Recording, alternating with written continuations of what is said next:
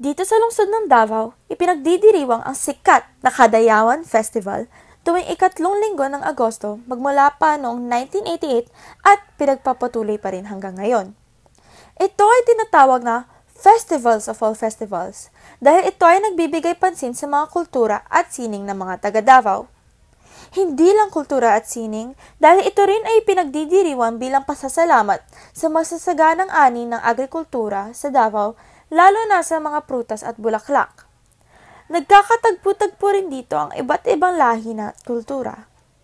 Ito ay pinagdidiriwang ng may malalaking floats na may dekorasyon na bulaklak at prutas na sinasabayan din ng indak-indak o ang pagsasayaw sa kalsada habang may makukulay na suot.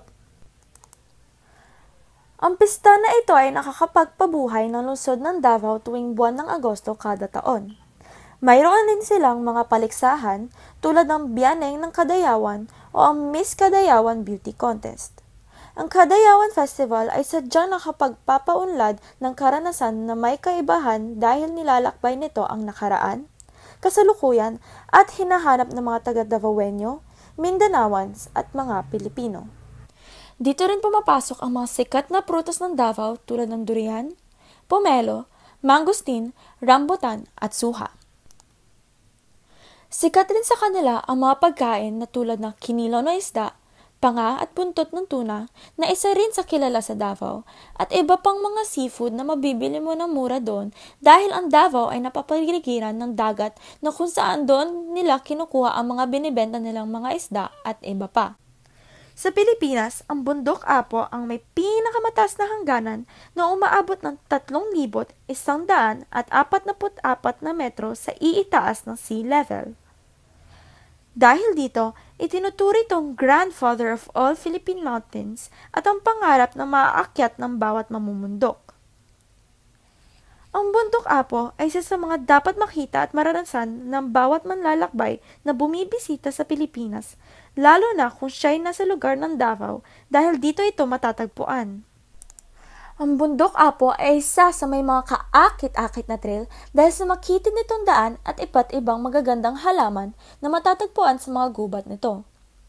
Ang trail na ito ay nagsisimula sa isang maliit na barangay na nagngangalang Baruing, Simbolan, Santa Cruz, Davao del Sur. Ang isang manlalakbay ay kailangan dumaan sa mga bukiran at mga patlang sa gubat upang makarating sa summit. Ang haba ng lalakbayin ay halos umaabot ng 19 na kilometro.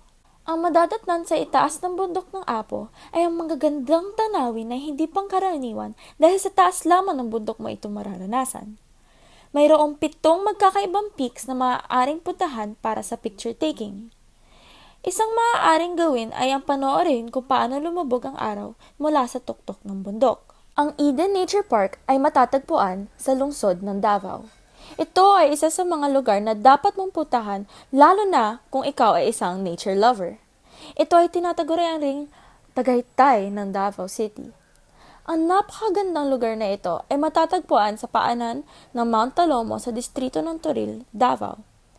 Napakalaking lugar nito at inyong ikagugulat na ito ay 95% man-made resort. Maraming aktibidad ang maaaring isagawa dito tulad ng sky cycling at zipline na kinagigiliwan ng mga kabataan.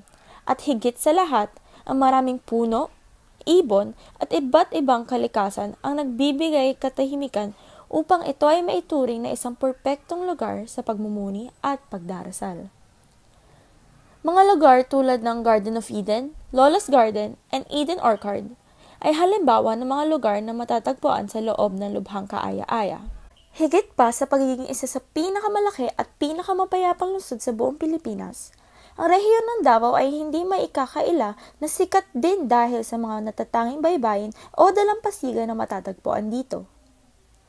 Matatagpuan mismo sa gitna ng Davao Gulf, Samal, ang napakagara at kahanga-hangang tanawin ng mga malalaking golpo o look sa iba't ibang dako at direksyon. Isa na dito ang 14 na hektaryang Pearl Farm Resort ay isa sa mga pinakamarangiyang bakasyonan o pamasyalan sa rehiyon ng Davao. Ang Pearl Farm Resort ay makikita sa Pook Baybayin ng Samal Island. Ito ay isa sa pinakamahal na pamasyalan sa isla, ngunit mahal man, hindi mauuwi sa wala ang iyong pera. Ang Pearl Farm Resort ay kilala sa kanilang Parola Bar, kubo, na may dalawang bahagdan. Ang Parola ay dating kilala dahil dito tumahanan ang mga sinaunang madaragat o marinero dahil binabantayan nila ang kanilang mga teritoryo. Ngunit ngayon, dito sinasalubong at tinatanggap ng mga tauhan ng malugod ang mga turista. Sa pamamagitan ng simpleng pagpapahanga sa Pearl Farm Beach Resort, unti-unting mapapansin ang makukulay na kultura na mayroon ang Mindanao na makikita mo wala sa urbanisasyon. Bawat sulok ng resort ay may bahid ng kultura ng mga tribo ng Mindanao katulad na lamang na hobby ng mga Mandaya o Mandaya weaving at ang mga anyo o estruktura ng mga bahay na matatagpuan sa loob. Isa lang ang Pearl Farm sa mga napakagandang dalampasigan na mapupuntahan mo sa Davao. Isang magandang destinasyon na pwede mong puntahan kung gusto mong panoorin ang paglubog ng araw sa tabi ng dagat. Maaari kang pumunta sa Mati Island sa Davao Oriental. Kung gusto mo naman ng mga kakaibang karanasan tulad ng pagligo at pagkain sa tabi ng talon, maaari ka rin pumunta sa Aliwagwag Falls sa Katiil na matatagpuan din sa Davao Oriental. Sa ibang bahagi naman ng Davao, maaari mo rin puntahan ang Pasig Islet sa Davao del Sur. Dito ay pwede kang magpahuli o bumili ng mga maraming sariwang mga sea urchins na masasarap kainin sa tabi ng dagat. Lahat ito ay madali lamang puntahan pag ikaw ay galing sa syudad. Sa dinaming magagandang tanawin, maaari mong puntahan at ang paghahalubilo mo sa mga taga Davao, ay masasabi mo talaga ito ay isang paraiso dito sa Pilipinas. Hindi lang ang mga masasarap na pagkain at magagandang tanawin ang makikita mo dito sa Davao. Pagdating sa kultura ng mga Davaoenyo ay mapapamangha ka sa ramin nito. Iba't ibang mga dialekto ang maririnig mo sa mga tao dito sa Davao. Ang mga pangunahing dialekto na madalas na ginagamit ng mga Davaoenyo ay ang Cebuano o Bisaya at Hiligaynon. Ang iba naman ay may dialektong Bilaan, Waray, Maguindanao, Tagalog, Manobo at Mandaya. Ang karamihang mga nakatira dito sa Davao ay mga Tagalog, Cebuano, Ilonggo at mga Ilocano. May mga iba ring mga katutubo ang nakapalibot dito sa lugar ng Davao, tulad ng mga Bagobo, Mandayas, Mansaka at Bilaan. May iba't ibang mga sayaw at musika ang bawat katutubo. Halimbawa na lamang dito ay ang dawot, isa na lamang na awitin na natira sa mga Mandaya. Meron rin ang katutubong sayaw na tangongo, na ang mga sumasayaw lamang nito ay mga asawang na may edad na.